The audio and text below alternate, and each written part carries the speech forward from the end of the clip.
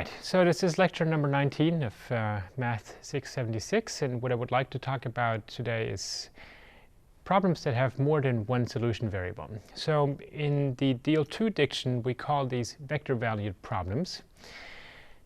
If you've followed this class so far, then you should be able to solve most any partial differential equation with the finite element method that has one that is scalar. That means it has one solution variable. So for example, the Laplace equation has one solution variable, u, and it's a scalar function. So for every point in the domain, there is exactly one value. And of course, there are many prototypical equations where this is the case, right? The wave equation, the heat equation, the advection equation, they're all scalar equations. But the real world does not look like this. So in the real world, oftentimes you have more than one solution variable. You have, let's say, the Stokes equations where at every point in your domain you have a vector for the fluid velocity, and you also have a pressure. So if you're working in the three-dimensional world, then at every point you would have four solution variables, the three velocity components plus the pressure. If you do, let's say, the electromagnetics equations, then at every point you would have the three components of the electricity, or let's say the electric field vector, plus the three components of the magnetic field vector. So you would have six components. If you worked in hypersonic flow, you would have at every point the three components of the velocity vector. Then you would have a density and a pressure defined, or an energy density. Maybe you would also have a temperature, and so on and so forth. So the real world oftentimes has more than one solution variable at every point. And as I say, these problems we will call vector valued. And so what I would like to show you in this lecture is a systematic approach how you can think about these sort of equations and how you transform them into a finite element implementation. So how do you go from a set of differential equations where you have as many equations as you have components of your solution vector, and how you transform this into a bilinear form that can be implemented in a software like deal.II. So there's a systematic process that goes along with this. And I would like to show it to you using a model problem, namely the mixed Laplace equation. And the mixed Laplace equation is shown here, where you see that we have a variable u and p. P is a scalar variable that you can think of as something like a pressure in a typically, let's say, a porous medium, for example. U is the fluid velocity in this porous medium. And so what you see is that the fluid velocity is proportional to minus the gradient of P. So essentially this means that fluid flows from areas of large pressure to areas of low pressure. And the proportionality constant is K. Now, sometimes we write this as U equals minus K grad P. K is could be a tensor, let's say a d by d matrix. We'll multiply through with k to the minus 1, because then we will get this nice symmetric structure here. So this is the first equation that defines the velocity in terms of the pressure, and then we have a second equation that says that the divergence of the velocity equals some function f. That's the source term. So the divergence of the velocity field is always the amount of fluid that is injected or disappears at any particular place. So what I did then is I multiplied this equation by minus 1, so that I have minus divergence, because minus divergence is the transpose of the gradient operator. And so if I write the equation like this, it's nice and symmetric. So I'm going to use this as the prototypical equation to show all of the following steps. But basically, all of the steps that I'm going to show you work equally well for any vector-valued, that is, non-scalar equation. So the first step to this, let's say, system of transforming a system of equations into a finite element code always goes like this. When you see two equations, namely k to the minus 1 u plus grad p equals 0 and minus diff u equals minus f, there's a minus sign on the right hand side missing here, and probably will be throughout the rest of the presentation. So if you see two equations here, I really only see one, because I see a vector with two components on the left side and a vector with two components on the right-hand side, and I say that the left-hand side must be equal to the right-hand side. So for me, this is just a vector on the left equals a vector on the right. That's just one equation. And as a matter of fact, so when I say that this vector has two components, it's not quite true. This vector actually has d plus 1 components. The velocity has, in d space dimensions, has d components. So the first equation is actually d equations, and then the last one, divergence of u, is a scalar, of course. So I get a total of d plus 1 equations that I want to write as a d plus 1 dimensional vector on the left equals a d plus 1 dimensional vector on the right. So the first step always goes like this. So I take these equations here, and I separate the solution variables into a vector that here will be u and p. So you can think of this as a vector of two components, when in reality, of course, u itself has d component or dim components. And an operator that acts on it. So the operator is a matrix-valued differential operator in this case. Okay. And it acts on my solution u and p. And then on the right-hand side, I have 0 and probably minus f. I will want to group all of my solution variables into one symbol that I'm going to call capital U. So capital U is going to be the vector that contains all of my solution variables. And equally well, the right-hand side, I'm going to group this into one big vector that has all d plus 1 individual components of the right-hand side. So the first d components are 0, because this equation here has 0 as the right-hand side, and the last component of capital F is little f, actually minus little f. So this is step 1. As I said, we can consider this capital U as either a vector that has several components that make up the solution variables, for example, u and p, or we can think of them as subdivided even more. So this u in 2D would be ux and uy, or in 3D ux, uy, uz. You can see it either way. We will come to places where you want to see it either this way or that way. But so capital U consists of all of the solution variables. Now, there will be places where, of course, we will have to access individual components of this capital U. And we will do this with subscripts. Things that, let's say, in mathematical notation, we would write as a small index at the bottom of a symbol. And in a program, typically, we represent subscripts with angle brackets, with square brackets. So let me assume that I have defined symbolic names for velocities and pressure. So in the code later on, you will see that these symbolic names are represented by classes from a namespace called FA-values extractors. So these are classes that represent individual components, and when you put them into these square brackets, they extract a certain part of the solution vector. So if I have defined these symbolic names, that is just objects of type, for example, FA-values extractors vector, or FA-values extractors scalar.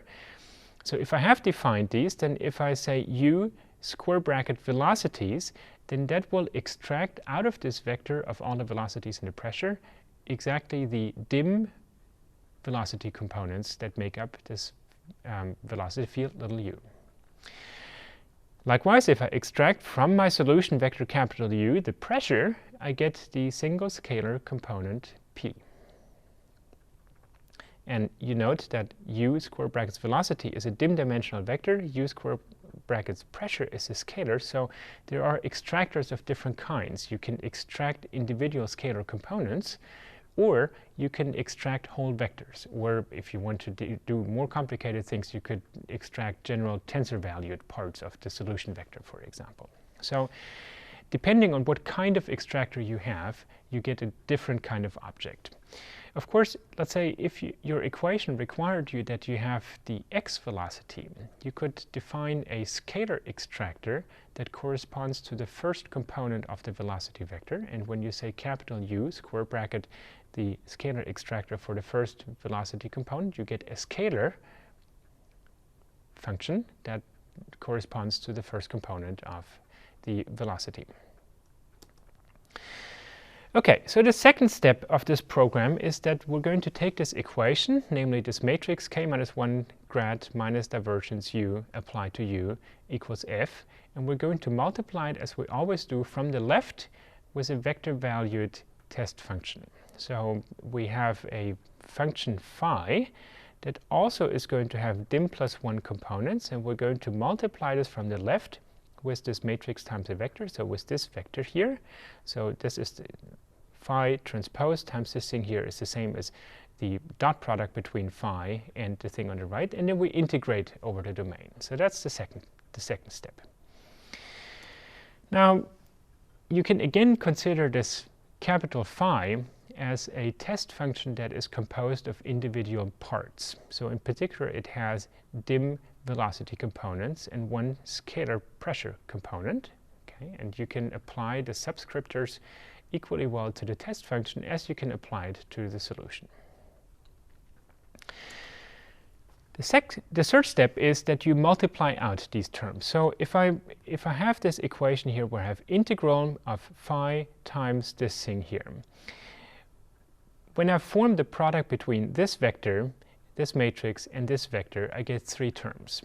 And similarly, on the right-hand side, I get a number of terms. So these terms look like this. So the u component, the dim velocity components of this test function, times k to the minus 1u, plus, again, the same times the gradient of p, minus the pressure component of phi times the divergence of u, all in scalar product. So this is an integral around here over the domain. And on the right-hand side, I have the integral of phi p times, which would probably be minus f here. So if I have this, I have multiplied it all out. And now you see why I really think of this as just one equation. Because after I multiply it all out, it's just one weak form for the entire coupled set of equations. And of course, so when you think of this as multiple individual equations, this has to be true for all phi u's and phi p's. So in particular, it has to be true if I chose phi p equals 0. Well, so then you get one set of equations of the form phi u k to the minus 1u plus phi u grad p equals 0 for all possible phi u's. And it also has to be true for phi u equals 0. So if you set phi u equals 0, then you get the equation phi p comma diff u equals phi p comma f for all possible phi p's. So you can get individual equations out of this one here if you want to see it as separate equations, but it's really the individual equations are just a special case of the equation that I'm showing you here for all possible test functions, if I assume that certain components of my test function are 0. So for me, it's just one equation. Then, of course, as we always do, where necessary, we have to integrate by parts. So in this case, for the mixed Laplace equation, what one typically does is I have the gradient of p here. I want to get rid of the gradient on the pressure. I want to roll it over to the velocity, because typically the velocity has a higher regularity. So I get a divergence of phi u times p with a negative sign. So I get, out of this term here, I get this term. And this is essentially the form that we should implement, right? So there is one equation, one bilinear form, or one weak formulation. This is the form I would like to implement. So when you have this, the next step then is that you want to expand the solution in terms of your shape functions. So the discrete function uh that I have, so this is a uh of x, I want to write this as a linear combination of uj's times these shape functions, phi j of x.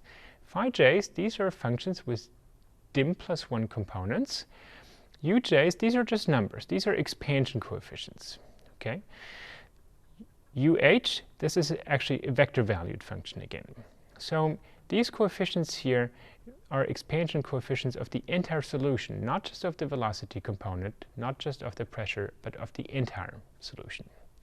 So if I plug this in, if I plug this expansion here into my bilinear form, and then I pull these coefficients out and pull the sum out, what I get is that the sum over j, and here I have my bilinear form where I have the phi i's and the phi j's and the individual components of this, times uj equals phi ip times f. So this is exactly the sort of form that we always wanted. If you remember how we got from the weak form of the Laplace equation to the linear system, where we had AU equals F, then this matrix A was exactly the sort of thing that was in square brackets here, namely the integrals of gradient phi I times gradient phi j. Well, for this equation, it's not grad phi I, grad phi j, but it is this whole thing here. This is my bilinear form. Okay? So how do I assemble this? Well, there is a transcription process in deal.II where if you've gotten it so far, there is a way how you can identify each one of these symbols with a particular term in deal.II language, let's say in the code.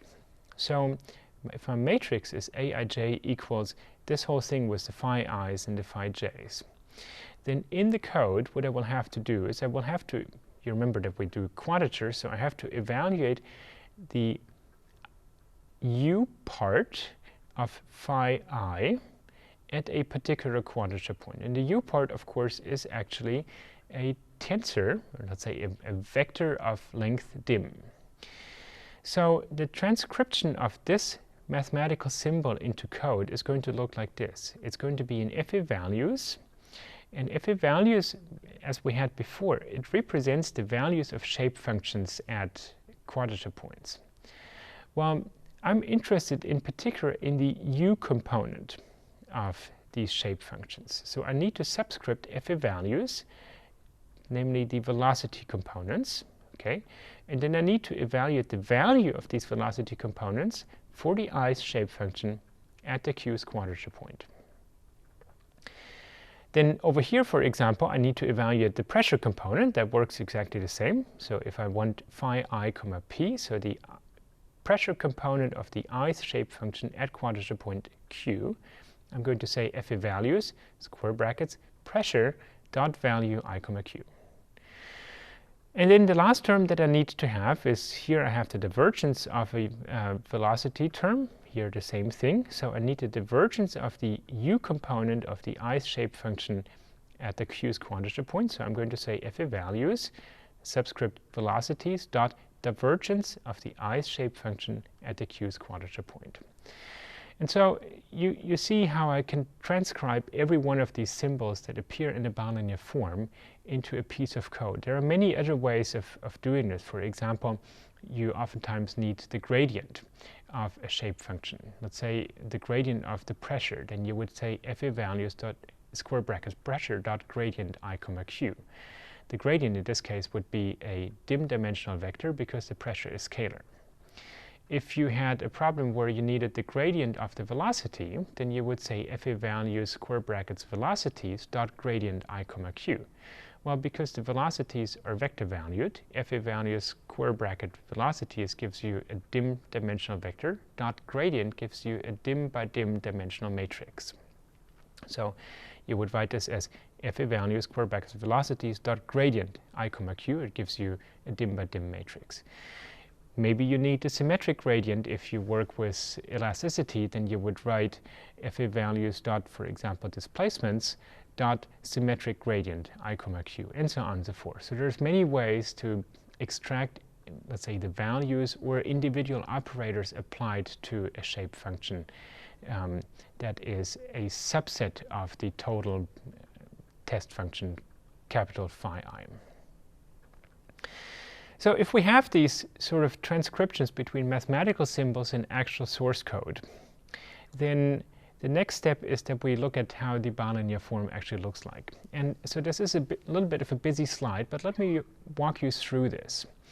So I'm going to have a loop over all quadrature points, a loop over all i's, and a loop over all j's. And I'm going to build my local matrix aij. And I'm going to build this, forget about these parts in between. I'm going to build this matrix entry aij as phi iu times, well, the inverse of this K matrix times phi ju. So if you go back to the bilinear form, this is exactly this term here. Phi iu times k to the minus 1 times phi ju. Okay? This is phi iu, k to the minus 1, phi ju. The next term is minus the divergence of phi iu times phi jp. Well, minus the divergence of phi iu times phi jp, and then the corresponding transpose terms minus phi ip times divergence of phi ju times dx. Now, these terms here, phi iu, I've defined them up here. So phi iu is f values dot velocity, f values square brackets velocity dot value I comma q. Similarly, phi ju down here, diff phi iu, and so on and so forth. I could have put, of course, all of this text down here right into the bilinear form, and in practice we often do. I just wanted to separate this out because it would be unreadable. The other advantage of this is that, well, this way I have to evaluate this thing here on the right only once for every I, whereas if I had done this in the innermost loop, I would have to do it once for every I, but also once for every j. And so the numerical effort would be much larger. But the thing that I hope you take away from this is that, by and large, if you follow this process of how you transfer the original set of equations into a bilinear form and from there into a code, then the code actually looks like the bilinear form. That there really is not much of a difference, that where you would write phi iu with mathematical symbols in your bilinear form, you would write phi underscore I underscore u in your code. And it's very easy to construct bilinear forms this way. So it's much easier to not make any mistakes this way if you can transcribe it one by one into from the mathematical formulation into a code. So this is the part of, let's say, how you transcribe the bilinear form. But there's, of course, other parts as well. So we need to talk about, for example, how you define the actual finite element object. The finite element object describes how many degrees of freedom per vertex, per edge, per face, and so on and so forth. So in deal.II, essentially what we do is we stack scalar, or we stack more basic elements on top of each other. So, for example, if you were to solve the 2D Stokes equations, then the traditional approach to the, I don't know if it's traditional, but today's most preferred way to solve the Stokes equations would involve the Taylor-Hood element, which would require us to use a quadratic element for each one of the two velocity components and a linear element or a bilinear element for the pressure. So the solution space for the entire solution vector that consists of ux, uy, and p would be a quadratic element for ux, a quadratic element for uy, and a linear element for p. And this is exactly how we represent this. So the finite element object in deal.II that we want to use is of type FA-system. We call this Stokes element. And the constructor that we have to run is FAQ, we're in 2D, polynomial degree 2, one copy.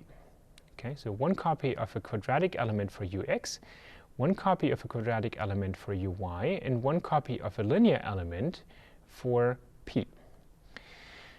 So we stack our finite element for the vector-valued solution variable out of, let's say, simpler elements that we use for the individual components. If this was in 3D, of course, we would have to have 3 of these quadratic elements. And if we're in dim dimensions, then the appropriate way to do it would be something like this. So we take dim Q2 elements times one Q1 element. So we would write this as FAQ2. This should be a dim here, of course. FAQ dim 2, this is the polynomial degree. We need dim copies of this. And here we should have FAQ dim 1 because as the pressure, there's only one, it's a linear element, comma 1. There's one copy of this. Okay, so replace these two 2's by dim, and this one here by dim, and this is how you would write it in the generic case. Similarly, if you were using a Rabiat-Tomar element for the mixed Laplace equations, you know that the mixed Laplace equations are not so trivial to solve because you have to have a compatibility condition between the velocity and the pressure, just like you have to do in the Stokes equations. So we know that the compatibility condition, that's the Babushka-Bretzi condition or LBB condition, is satisfied, for example, for the Rabiat-Tomar element. The Rabiat-Tomar element itself has dim components. So if we wanted to assemble a finite element for these dim plus 1 components here, we would write this as f a system. We would call it mixed Laplace element, and the constructor that we have to run is we need one copy of the Rabiat-Tomar element and one copy of a FAQ. Both of these can have polynomial degree k. So to remember here is that the whole thing, that this mixed Laplace element will have dim plus 1 components because the Rabiat-Tomar element itself already has dim components.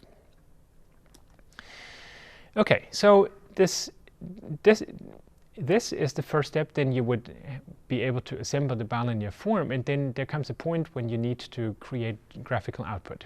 When you create graphical output, then one of the things that you have to realize is that while you know that the first dim components of the solution vector together form a velocity vector, sorry, the first dim components of the solution vector form the velocity vectors. Visualization programs generally don't know this. All they see is that you give them, let's say, dim plus 1 components. Let's say you're in 3D, you give it 4 components. But these visualization programs cannot know that the first 3 are to be interpreted as something that belongs together, whereas the last one is just a scalar. It could also not know if, for example, you would have ordered the pressure as the first variable, and then the second through fourth are the 3 velocity components. So there comes a point where you have to describe in the output file to the visualization programs that these components belong together. And this is something that we do when we call data out, that we have to inform data out that certain components belong together. And we do this by something that is a little bit hard to read again. So let's read it from the bottom. So we add this data vector. The vector is called solution. The solution names must be a vector that has dim plus 1 components. So we create a vector solution names. It's a vector of strings. The first dim elements of this vector are velocity, and then we add one that is called pressure. And then there's a second argument that is a little bit technical. The third argument is called data component interpretation, and it tells us how these components have to be interpreted. Namely, it's a vector of elements of this data component interpretation enum. The first dim copies of it, or the first dim elements, are of type component is part of vector, and then we add one more element that says component is scalar. So if we do this, we inform the data out object how these individual vector elements belong together, and let's say what their logical meaning is. And so then we can write this sort of information into the output files, and the visualization programs know how to interpret this. So with this, I will end this, let's say, generic overview, and then we will come back to this when I show you in the next lecture how step 20 actually implements this in practice. So we will look at the implementation of the bilinear form, we will look at the implementation of the solver, and so on and so forth. But by and large, when you follow this systematic process, you're 90% there, and the rest is just mechanics.